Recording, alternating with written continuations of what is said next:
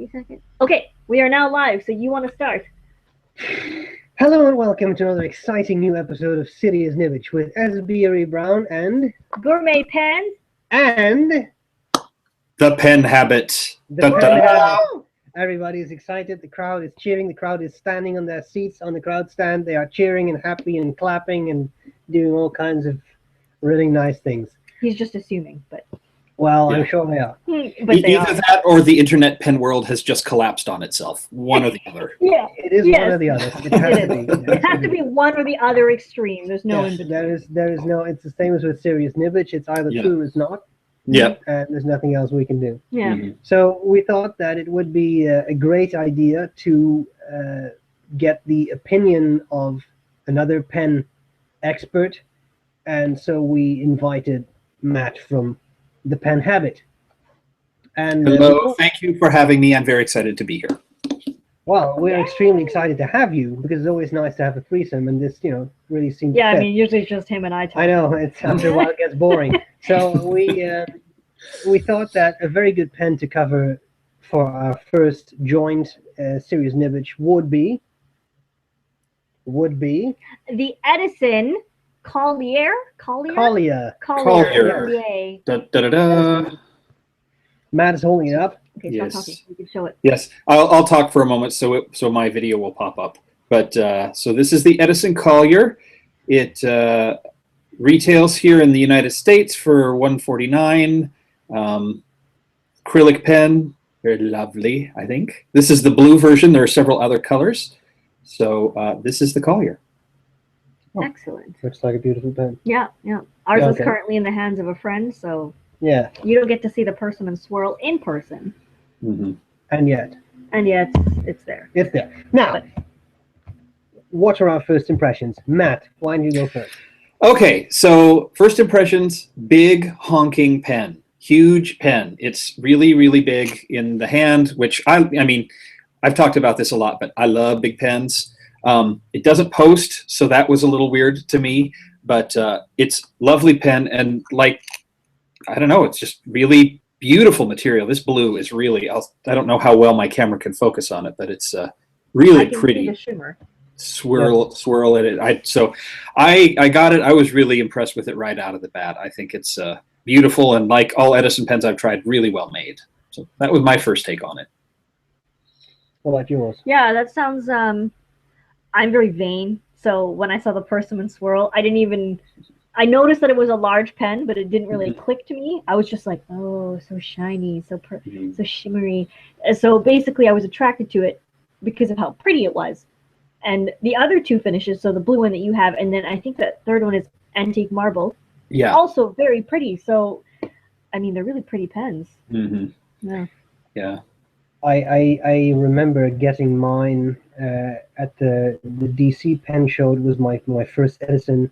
I wanted to get an Edison there. I went to the table of the Anderson Pen Company, and they opened up. It was the first day. They were opening up all these Edison boxes, and I saw it and I went, no, it's the Persimmon Swirl is a very appealing color. I thought the model was also very interesting, but the color really popped. It's a very impressive color, and I really like the blue too. But this one, I think this one's called Blue Steel or something like that. I think is the official name. I can check really quick. I like that. But that's a good first impression though. If you're basically drawn to it because it's attractive. Now I think the next question is, of course, what makes it special. Yeah. And I think you could say handmade pen. Yeah. Right, or at least handmade on a lathe or computer controlled lathe, but in any case it's not machine produced just automatically. Mm-hmm. Like factory produced. That's the worst explanation ever, but I hope you know what I mean. Well, it's so well machined. It's like there's a lot of really solid craftsmanship behind it, which it doesn't feel like a mass produced, just another cog in the machine kind of thing. So it really does have that feel. It was done by someone who knew what they were doing and cared about it. Yeah. I think that's a good way of putting it, especially that someone who cares about what they're doing. Mm-hmm. Yeah, because they I mean there are a lot of handmade pens. There's more every day, I think, different Yeah. manufacturers. But what I always appreciated about the Edison Pen Company, just as a company, not as Brian and Andrea Gray, whom I've interacted with, very nice people, but their attention to detail, the level of polishing, for example, is meticulous. There are no rough spots. It's super shiny, super nice, super smooth to the touch, Yeah. making for a very, very pleasant pen, I Yeah. would say. It is special. It is special Yeah, it's special. in a nice way. Now, Matt, what about your writing experience? So this is the one area where it's like I wanted to love the pen, but I didn't right out of the box because it was a pretty standard Yovo nib unit. It's the same nib you find on a lot of other pens, and so it wrote well. I mean, that's the one thing I've this is my, I think, third Edison. Every one I've used writes really well. It's just a little feedbacky, real moderate wetness, but it was nothing that was like, oh, a choir of angels singing. That just wasn't the feel of it. It felt very workhorse pen style of writing. So when it was adjusted, then it was like, okay, this is what I was going for. So the adjustment was great, but my out of the box writing experience was just a little, this is going to sound worse than I mean it to, but a little pedestrian. Well, I don't think that's a terrible description, though. Yeah. No. Or necessarily a bad thing either. Yeah, because I do agree in terms of the description of it's a workhorse nib. Yeah. Mm-hmm. It doesn't give you a choir descending angels feeling, but it does write well. Yeah. Mm-hmm. Yeah. I think you. Yeah, and Brian, I mean, we know that Brian tunes or at least inspects all the nibs when they leave his workshop. So that's good. That means that at least it will write. Mm-hmm. But indeed, I know what you mean. These are pretty much stock nibs. Mm-hmm. So the writing experience will be that. Yeah, I mean, it's a stock experience. For anyone who doesn't know, number 6 steel, although you can upgrade to gold nibs, but this is just a steel nib that we have used. Yeah. But I do agree, it is a workhorse nib more than a ethereal experience nib. Yeah. So there's the nib.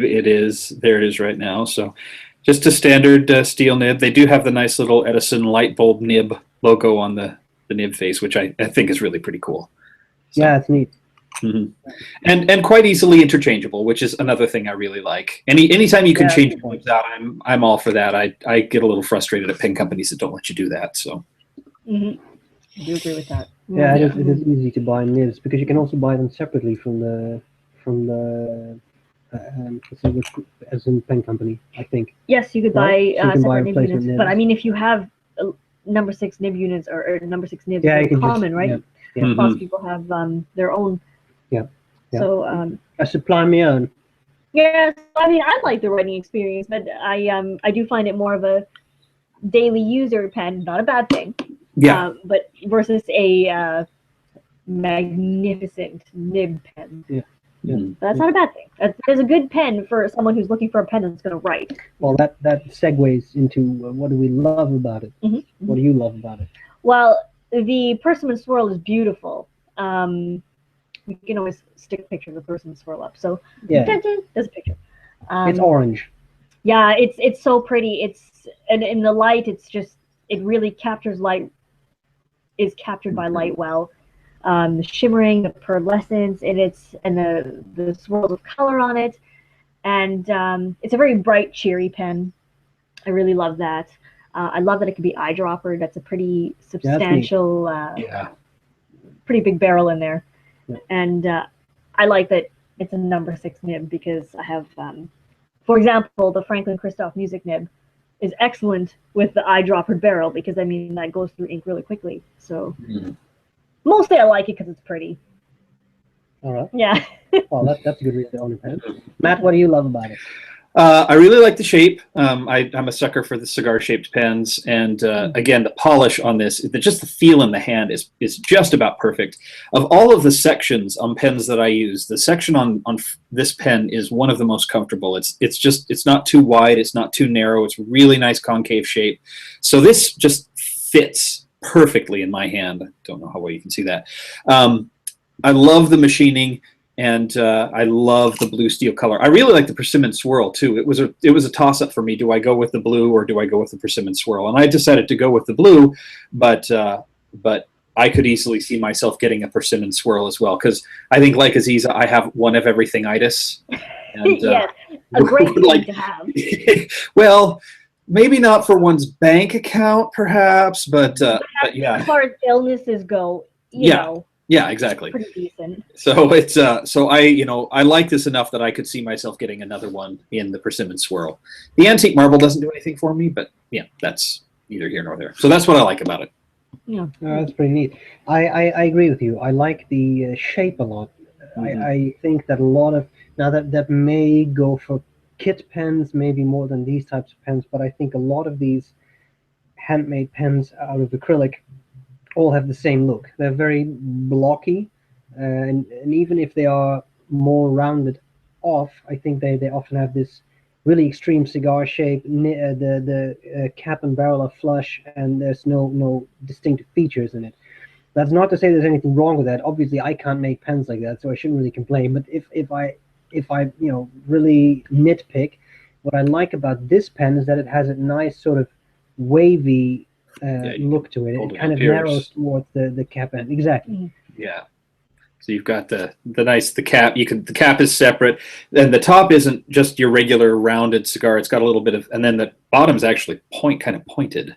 So I never really noticed that before. Yeah, it's got a little point on the end of it. So that's pretty neat. Yeah. I wonder if that's a new version. I think that's a new thing. I don't think ours has that. Ours is more rounded. Yeah. So, not that it's a bad thing, but that's mm-hmm. I like that shape. Yeah. So that's very neat. I think the apart from the gorgeous material, I think the shape is quite nice. Now, the downside to loving things that you typically also not love things. Are there any things you dislike about it? Well, for me, I know it's a large pen, so that does factor in for me, because the section is a good size, but the barrel is thicker for my hand. So I feel the difference between the section and barrel quite substantially. That's not a make or break thing for me. It's not so bad that I can't use it or that I hate it. But I think for anyone who might have smaller hands, maybe hold it or try it before you buy it if you want to use this daily or quite often. Because it is a bigger pen. Yeah, it's definitely big. Even though the section is not huge, I think, but the barrel definitely has some diameters. Yeah, it's the difference from the section to the barrel that I feel, because it like fills my hand wet. That sounds really weird. Yeah. It just like fills this.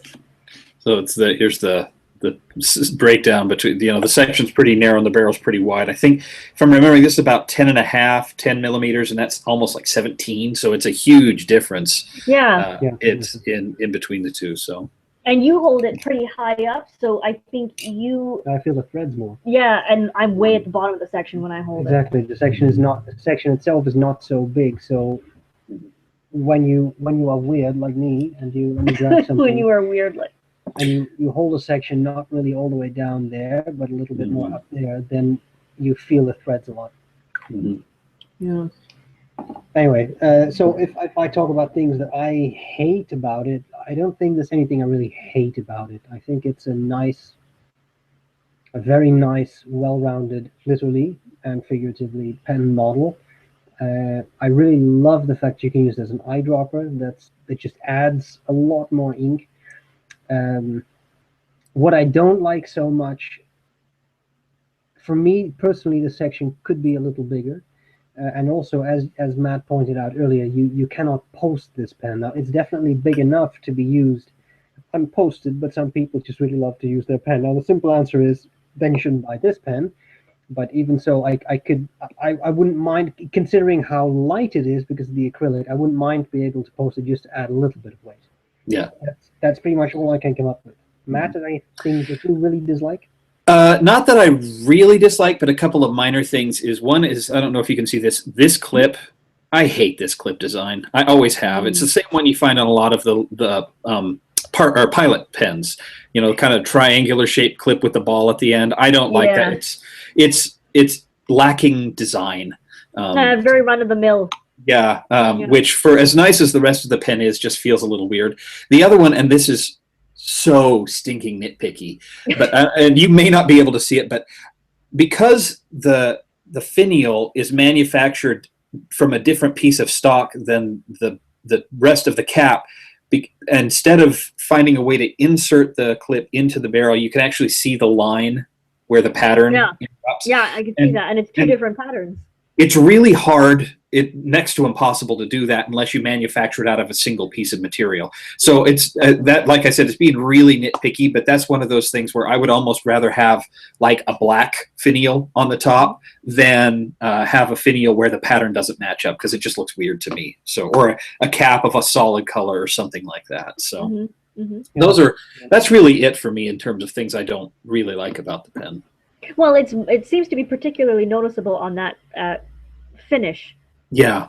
I think so. There's enough of the swirliness and the shimmer right where the cap and the finial happen to line up. That it's a little weird. You can see on the cap it just stops and then moves into the finial. Yeah. So I mean, fortunately, when I'm writing, the cap's sitting somewhere off on the edge of the desk anyway, because it's not posted, so I barely notice it. But just maybe that's why you didn't post nitpick. Well, it's good. I mean, it's no, but that's a good thing. Yeah, because some people will probably just hate that. So it is good to point that kind of stuff out. I appreciate it. Yeah. Now, Matt, would you buy it again? I think you already answered that. Yes, I would, and probably will, because one of everything itis. Actually, my dad, I lent this to my dad for a while, and he loved it. He had just bought another pen from me, the Levenger True Writer Select, I think, and didn't want to spend another $150 right away. But at some point, I may sell this to him and get another one for myself, or buy one for him for Father's Day or something like that. Fortunately, I know he doesn't watch my videos, so he probably won't know what his gift is going to be. But yes, I will probably be buying another one of these, if not for myself, then for someone else.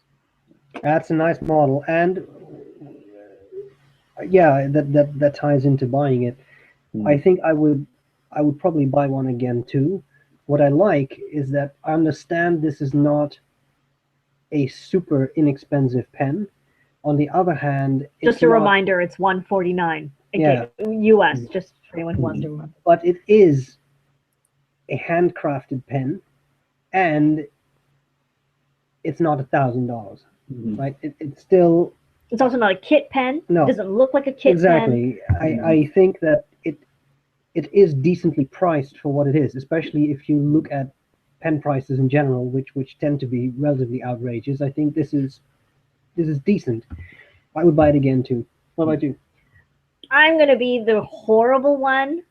Now, I love the pen. I love the finish. But the only reason I wouldn't buy it again is because I would take the Persimmon Swirl and have Brian make me a pen that fits my hand better. And that's the only reason. So it's not that I dislike how it was made or the craftsmanship or the quality of the pen. It's just that it's a little too big. Okay.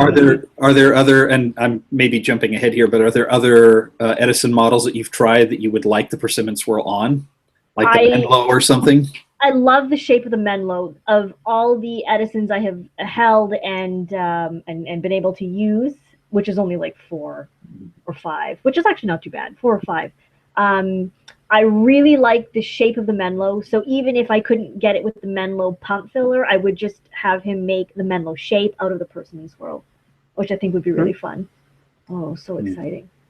What would also be cool, and what would eliminate Matt's problem, would be a demonstrator Collier, like completely clear acrylic. I think Brian does do that, at least on some pens. That would be pretty neat, especially if you use that as an eyedropper. That would look pretty spectacular, I think. Yeah. Or if they could figure out a way to do the frosted material that you see from Franklin Christoph pens, this would look killer in that, and like a frosted acrylic. That would definitely. I agree, Brian. I hope you're listening. Take notes. Now the big question. Yes. Is it, or is it not, serious Nibbage. Okay, this is just randomly placed. So This okay. is the snibometer. Okay, so Okay. I'm gonna say, so this being not, this being yes, just in case anyone's confused. I'm gonna put it about there. So it's pretty high up on the pretty high up on the serious nibbageness. And the only reason I don't give it like full marks, I mean, it is a standard steel nib, not terrible, but it is not, like we said, not like Choirs and Ethereal Experience. You can buy the gold upgrade, of course. You can. It's not inexpensive though. No, that definitely adds. But and for me, it's a little too big for constant use. But like quality-wise and how amazing it smells if you open your barrel and cap and you can just like sniff the acrylic smell. It's so good. And come on, Matt, you want to sniff it now. He's like. I'm not sure that I would follow the same. I would use the same adjectives to describe that odor as you just did, but I appreciate your willingness. I really like it, and even after years, it still It still smells. It is not so bad that it like leaves trace on your hand or anything, and it's not going to waft out of the pen if you hate smells. But I would just kind of like. What would win out of Noodler's Nib Creeper or Edison Menlo? What will win? No, Collier. Edison Collier. What would win in terms of horrible smell or good smell? Smell. Nice smell. Well, I like the smell of the Edison, and the smell of the Noodlers is much more intense. So if you're worried about smells, don't worry so much. What's your serious Nibbage? Serious smell. No, for me, it ends in the same spot. Yeah. I think it's a very nice, robust, all-round pen, not inexpensive, but not super expensive, given what it is. I really think it is reasonably priced. I think so. What I would also like to add, I will factor that into this judgment, is that in my personal experience, Brian Gray's service is excellent. If there is an issue with the pen, he will fix you up. Send it back. He will get you sorted. So I think. Well, even if you buy one of the production line pens like this, and you're not satisfied with the nib, he will take care of it. So Yeah. I mean, do consider that. That I think is a plus, because you know that if you're not 100% satisfied, he should help you. And in my experience, I've run into. That makes it more serious. Yeah.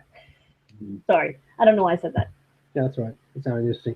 So I think that's cool too. Now, Matt, what is your opinion? You can basically leave it right there or move it a little bit more toward the plus side, just a little tiny bit, because it's like an 8 out of 10 if we're doing that. So I think we're right about there. Same sort of thing. It's I like the pen a lot. I love the materials. It's a great writer. And because I'm comfortable adjusting my own nibs, I didn't feel the need to send it back to do, because these are really easy nibs to adjust. And, in the off chance that I really destroy the nib, they're really easy to replace too. So, and not too expensive to replace. So this was one where I was like, hey, I'm going to practice my, and now it's a brilliant writer. Now I'm getting the Choirs of Angels, although they're just slightly off key. No, no, now I'm getting the nib just sings, because I wetted, is that a word? I made it more wet and smoothed it out just a little bit more, got a little bit of feedback, and now I just love the way it writes, and love the way it fits in my hand. So yeah, it's the only thing I'm just not super crazy about is that it's just kind of a regular run-of-the-mill everyday nib, and so you have to work on it or get work done on it if you want something other than perfect moderate. A perfect moderate nib, which is what this is. Everything about it's really kind of middle of the road in the best way possible. Yeah, I like that. That's a good description. Yep. I like that too. I concur. Now, imagine that people are watching and they think, yes, I'm not too sure about this whole Collier thing. I don't understand it, but I want something similar. Or they think, I already have a Collier, but I want something else, but not another Collier. What would we advise? What would you advise? 3, 2, 1, too late. Matt, what would you advise? Well, obviously, any of the other Edison models. They're all around the same price. So the Beaumont, the Mina, the Menlo, I think Menlos are going to be more expensive because you have to get them custom made. But this is also in the same price range as the Pilot Custom 74 and the Lamy 2000, which are more mass-produced pens. They have gold nibs, so if you really care about a gold nib, and I don't, but if that's something you really care about, then you might want to go with the more mass-produced, but with a gold nib.